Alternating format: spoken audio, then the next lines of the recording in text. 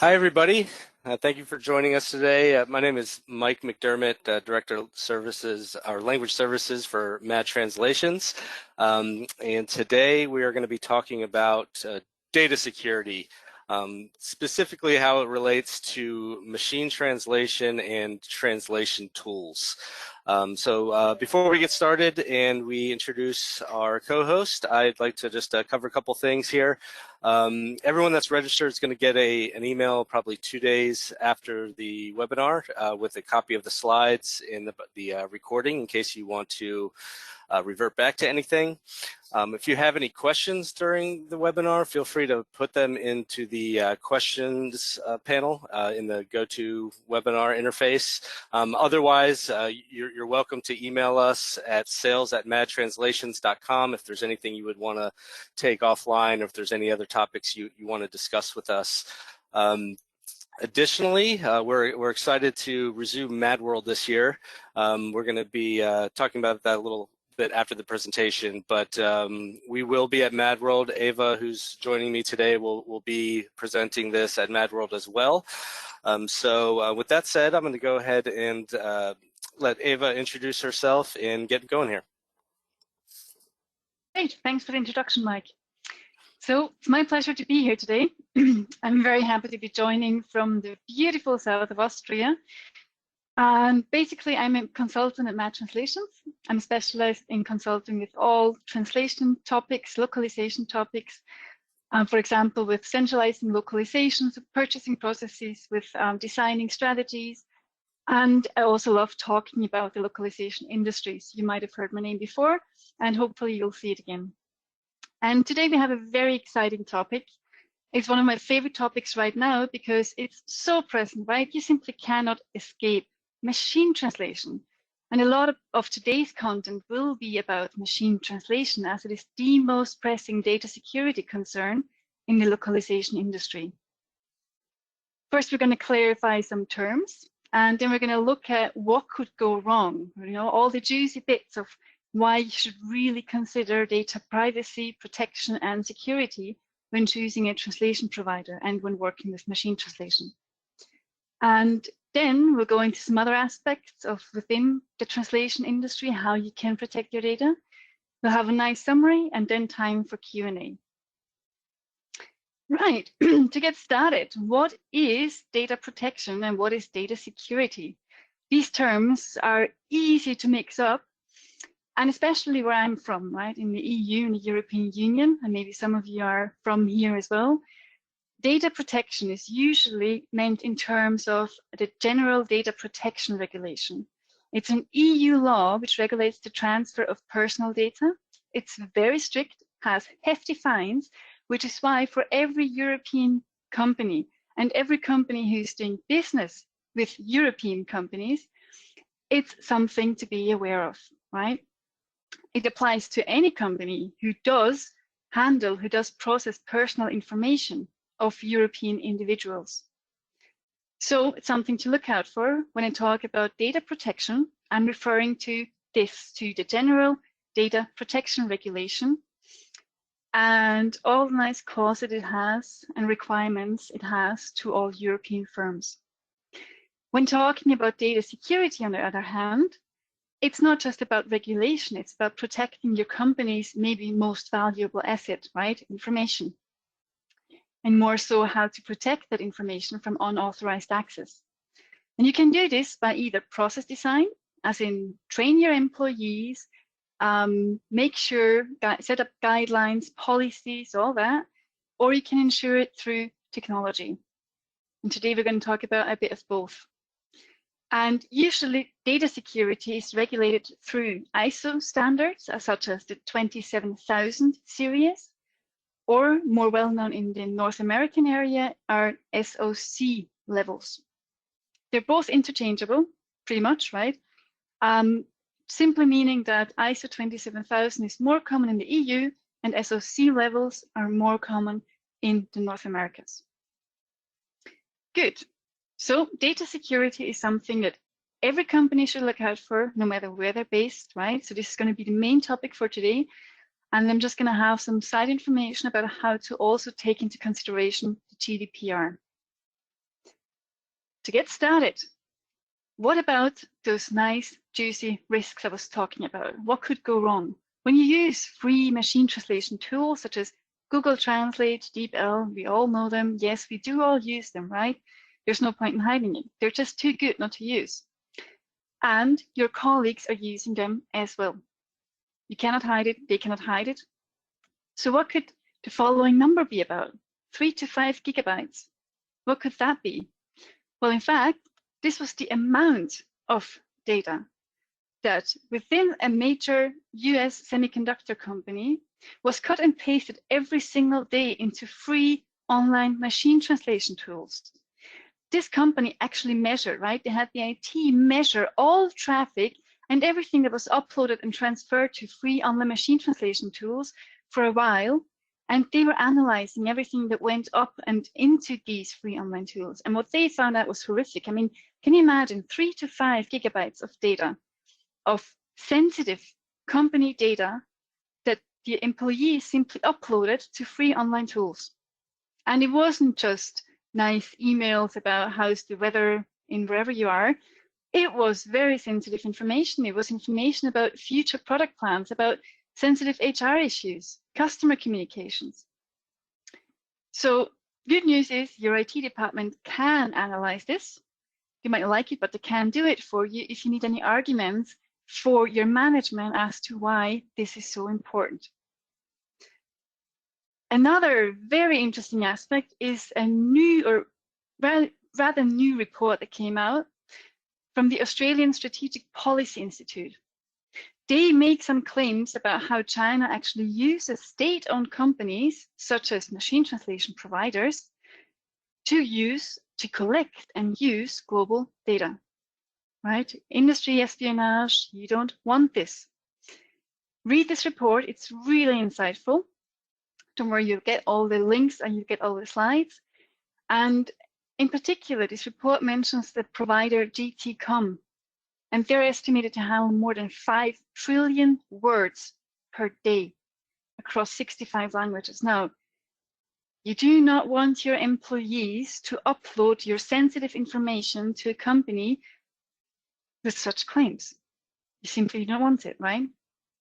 So look into that. What else could go wrong? I mean, we all know machine translation risk and everything. Well, the most impactful data breach in the history of machine translation happened in 2017. Translate.com was the machine translation provider. It was online, it was publicly accessible, it was free to use. It still is free to use and publicly accessible. And they had a problem that all the information that users uploaded were actually indexed by Google and Microsoft at the time. So a Norwegian news agency actually found out that some employees of the state-run oil giant Statoil, they had per accident, they went into Google for some normal research, and by accident they discovered text that they had typed into Translate.com. They found plans of workforce reductions, of outsourcing plans, of password. They found passwords, code information, contracts. They even found physicians' email exchange. They found tax matters. They found really sensitive information indexed by Google because users had used Translate.com to translate very sensitive information. Well, Translate.com didn't see a lawsuit though, because they clearly stated that they will use all translations for improving their products, and that they cannot and do not guarantee that any information provided to them will not become public. So they're out in the clear, but the companies that were affected by this were not. How do you recover from something like this? So this is something that could go wrong if your machine translation provider doesn't adhere to standards, doesn't take care of data security, right?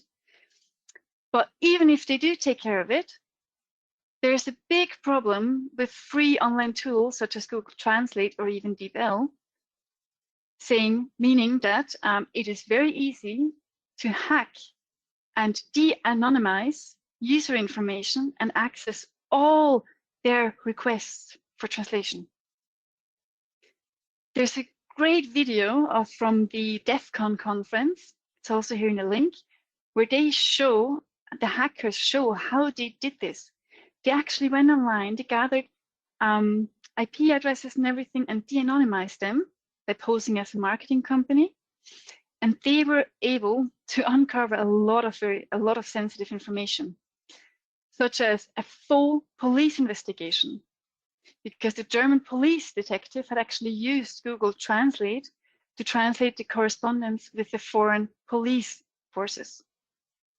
How, do you ask? How is that possible? Why doesn't anybody talk about this? Well, it's something that you see every day when you use it, but barely anybody notices it. Thing is, as soon as you use Google Translate or even DeepL, as soon as you type something into the window to translate, it shows up in the URL. Browser history, they immediately gain access to all your translation requests, everything. And that's pretty scary.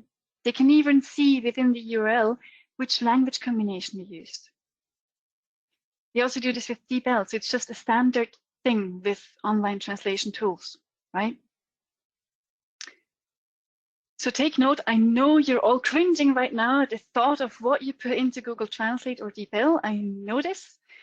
I've had this effect on many participants when I talk about this issue, but trust me, it's normal. Everybody has done it, right? Nobody's perfect. But the thing is, once you become aware of it, you cannot turn your back on it. One of the biggest risks right now for digital companies is social hacking, getting hacked.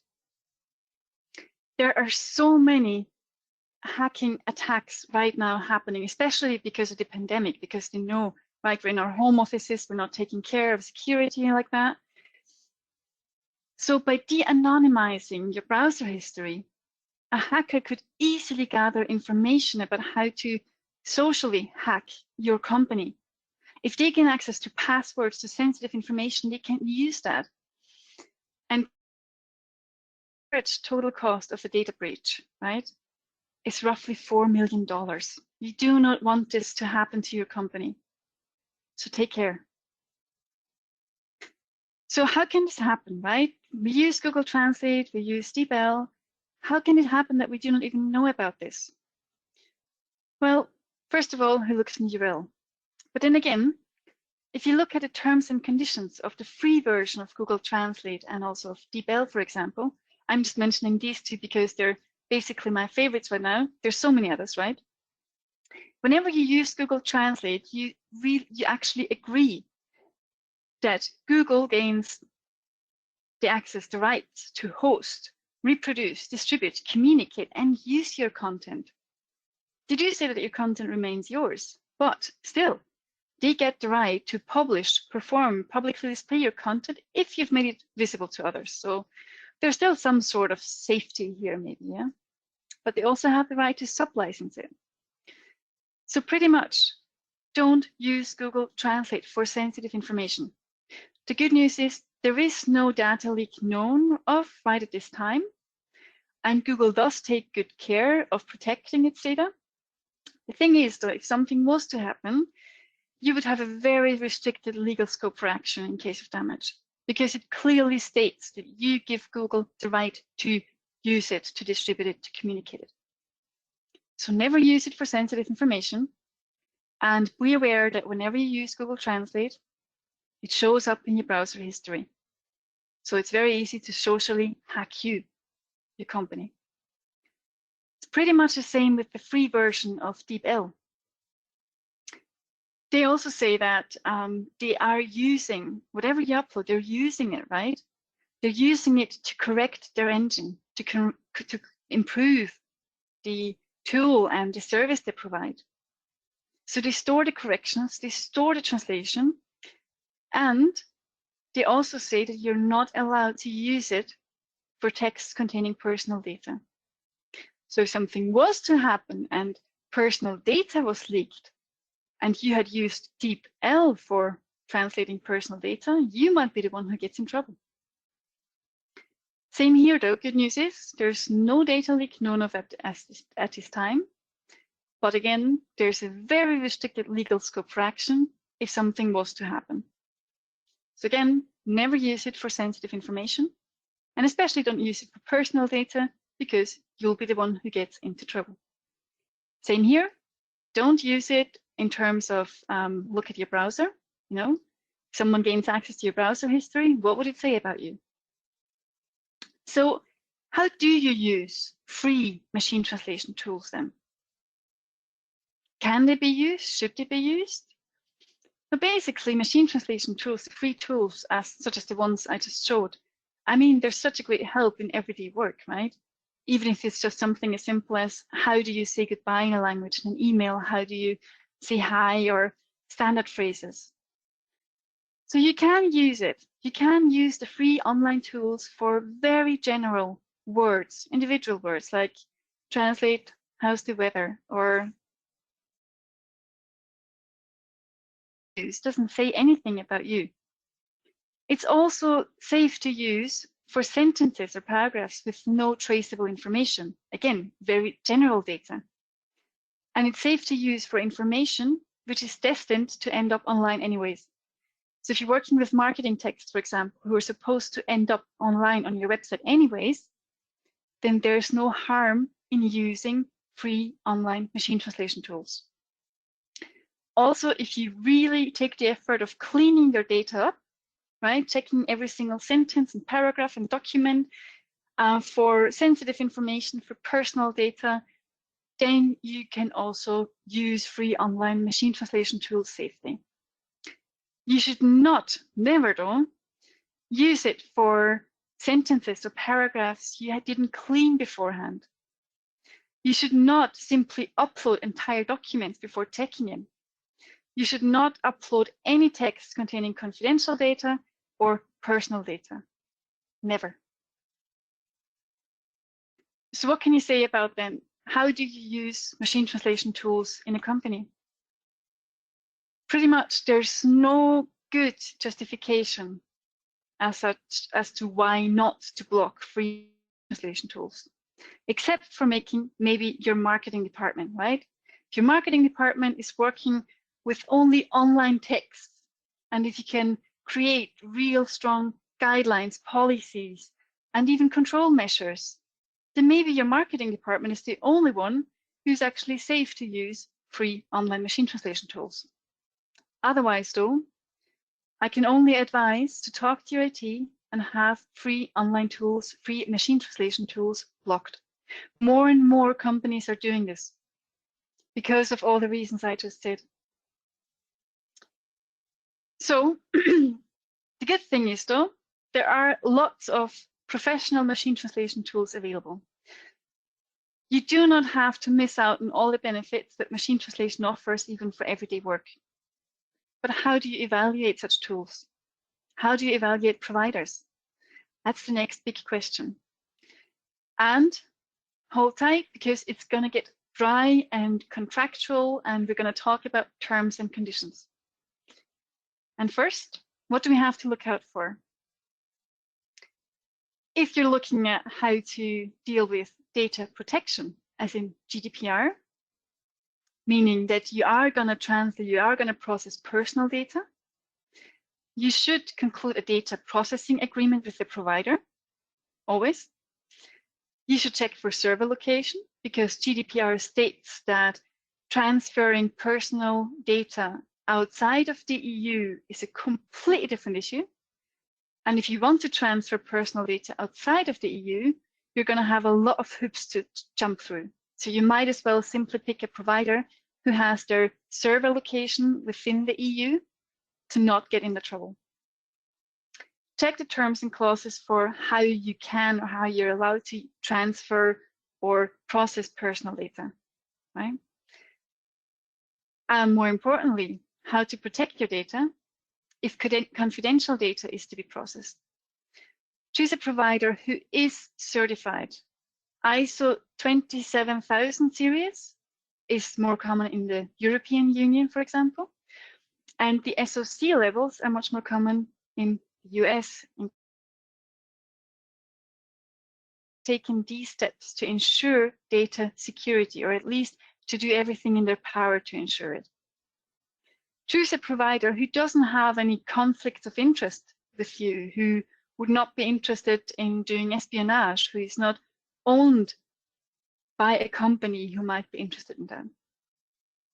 Check the terms and conditions then for who is actually the owner of the data and how are they going to use your data. Are they going to use it for improving their service in general? Are they going to use it for other clients? To take a look at some of the most common tools right now, right? This is not an exclusive list. I just want to give you a bit of an insight how it feels like to actually go through the trouble of checking terms and conditions. So it's by no means a complete list of MT providers.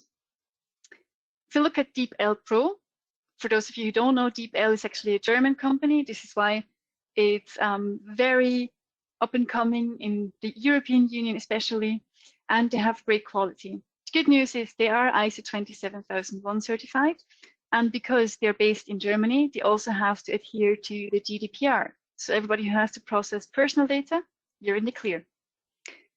They also say they'll only store it exclusively to provide the service, and they will not use it for any other way. They will not gain ownership of your data, nothing.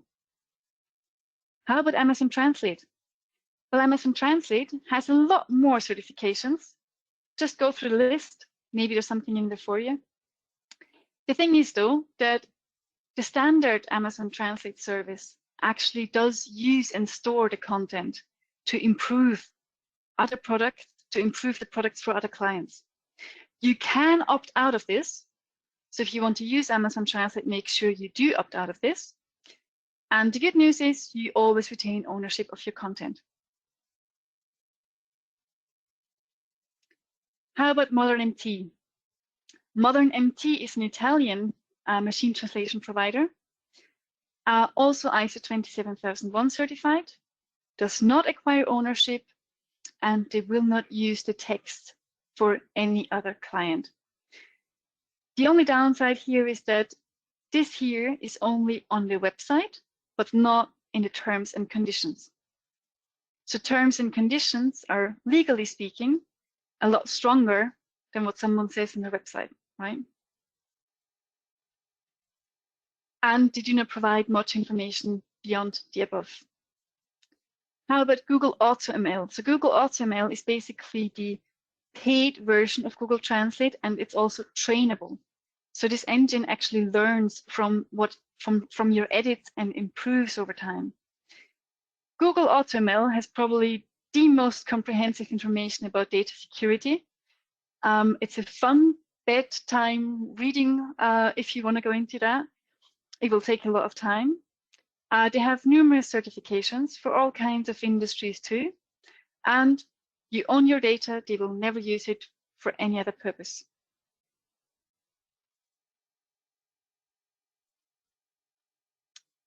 Intento, if you heard of it, Intento is not a machine translation provider per se, but they are combining machine translation providers.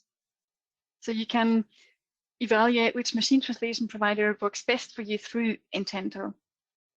And I put it in here because it has some very interesting terms and conditions, and also because some companies might see Intento as a machine translation service provider. So they have contradicting information. On the one hand, they say that they do not receive any rights in any information or data from your accounts. They guarantee that you can translate content safely, but at a different point in the terms and conditions, they're saying that by uploading content to Intento, you're effectively transferring ownership of that content to us. So if you want to work with them, I would go there and I'll ask them to clarify and to draw up a legal statement, making sure of what this content here actually implies. If it also encompasses the translation itself or something completely different. Microsoft Translator. Whoever isn't an English native speaker but uses Microsoft products in their own language has probably noticed that Microsoft uses its own MT engine for translating their entire documentation, even the terms and conditions. And you know that's not always fun to read. The good news is though, speaking about data protection, they're also certified with numerous certifications. They are saying that, first of all, the data is not stored, there will be no record, and it doesn't alter the ownership. They do not say, however, if they are going to use it for training. They simply don't state it. So if you want to make sure of that, clarify with Microsoft. So this was a little bit of an insight as to what is it looking at right now in the industry, right? What do DMT providers look like and what to check for? And now we can see that it's still unclear because they don't have similarly structured terms and conditions. They don't always include the same aspects of data security, ownership, privacy. So it's difficult to compare them. And the most fun part is that some actually have industry-specific constraints. For example, DeepL, the paid version of DeepL, actually prohibits customers from using their service in connection with or for the purpose of operating critical infrastructure, such as electrical power stations, military or defense equipment, medical appliances, or other equipment. So you have to make sure when you choose a provider that you are not violating against the agreement too. They are saying that you can get their authorization to use it for these texts, for these industries, but you have to check with them first. So whatever your industry is, whatever your products are, make sure, and you know best what regulations apply to you. And ideally pick an MT provider who deals with the same sorts of regulation and who enables you to use their service for your text. Right. If you want to go a bit deeper into data security, moving away from machine translation, there are some other aspects to consider in the localization translation industry in terms of data security. There's a lot you can do to help your company safeguard their information, their data. For example, if you look at the translation tools, you might check, you might secure a translation provider, you know, the language service provider, but do you know what tools they use? Or do you have tools yourself? There are tools out there which allow you to actually disable the use of machine translation. And they also allow you to only enable the one machine translation service that you actually chose and that you pay for. So translation tools, also known as CAT tools, computer-aided translation tools, they can actually help you with these restrictions, with policy implementation. There's also a difference in translation tools in terms of how easy they make it for freelance translators or even LSPs to download and or export the text. So something that's very common in the translation industry is that freelance translators like to actually download their own copy of the translation data they did to use it for their own purposes, or simply to have it because it's their work. And there are functionalities within translation tools who help you make this a lot harder. And you can always look out for translation tools who are ISO 27000 certified or SOC certified, meaning that they will at least have measures in place to aim for data security and to be able to restore data if something goes wrong. Then if you go a step actually back as to how it deals with the translation tools, it might be you, but it might also be the language service provider. There is a big thing happening right now in the translation industry, meaning that translation service providers are getting emails like this. Have data to sell, need data to buy. Meaning, do you have your customer's translation memories to sell? This is a real website. It's completely legal. And right now they're contacting, I think, pretty much every language service provider in the world saying, hey, do you have data to sell or want to buy from us? And they even provide their own white paper, an ebook about why telling you why you can sell your customers translation memories. So if you have a language service provider and you do not have an agreement with them, a legal agreement that transfers ownership to you, then the language service provider is basically free to use the translations they did for you and sell them. And I gotta say, the marketplace, I mean, they offer a nice service of anonymizing and pseudo-anonymizing content and cleaning it up. They really want to sell data. So, quick note, take a look at your current translation service provider, ask them, right? Who do the translation memories belong to? Then how can your language service provider actually help you in maintaining data security? Well, first of all, choose an LSP who knows about all this, right? Yes, good tip. Choose an LSP who talks about what machine translation tools they can use. To work with someone who can actually guide you, who can tell you about the pros and cons, and who has done this evaluation hundreds of times probably. And choose an LSP who's willing to use that machine translation tool which you want to use, which fits your requirements. And ask them about if they're able to restrict freelance translators from using other tools and from exporting data. Ask them if they're willing to sign a framework agreement, which guarantees you the right of your translation memories. And, good thing to do, work with language service providers who adhere to high standards, high industry standards. For example, the ISO 13485 is actually a medical product regulation, but it offers complete traceability of all steps. The most certification is the ISO 17100, but ISO 17100 doesn't say much about data security, data processing, and retracing steps. ISO 13485 does that. It goes very in depth about how we have to evaluate the software we use, how we have to design our processes, and we have to write down every single thing because of the certification, which means everything is traceable. If something goes wrong, an ISO 13485 certified LSP will be able to how, why, when, and where. And that's what you want in case of damage. The thing is, though, the one of the biggest data security risks still is not the translation tool, it's actually email.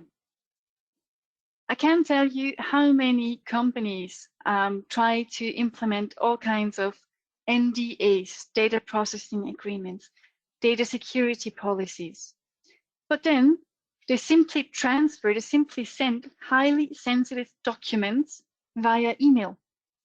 You should not do this. There's so many other ways now to exchange information safely.